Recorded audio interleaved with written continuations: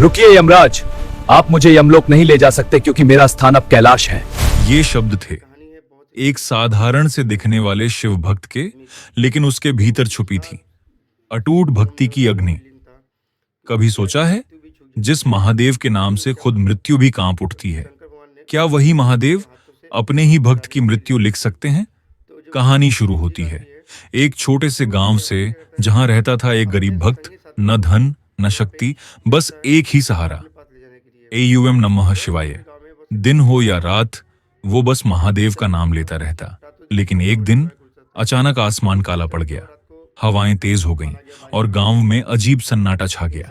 उसी पल यमदूत उसके दरवाजे पर आ खड़े हुए। समय आ चुका था उसकी मृत्यु का। यमदूत आगे बढ़े, लेकिन जैसे ही उन्होंने भक्त को छूना चाहा, उनके हाथ जल उठे, जैसे कोई अदृश्य शक्ति उसकी रक्षा कर रही हो। डरे हुए यमदूत तुरंत यमलोक पहुंचे और बोले, प्रभु, वो कोई साधारण मनुष्य नहीं, उसके पास कोई दिव्य शक्ति है।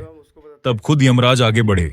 जैसे ही उन्होंने धरती पर कदम रखा, धरती कांपने लगी, आकाश गरज उठा, और तभी वो भक्त मुस्कुराया और शांत स्वर में बोला, मेरे प्राण तो पहले ही महादेव को समर्पित हैं, अब मृत्यु क्या ले जाएगी। इतना सुनते ही अचानक चारों ओर एक तेज प्रकाश फैल गया और उस प्रकाश से स्वयं महादेव प्रकट हुए। देवता भी स्तब्ध रह गए।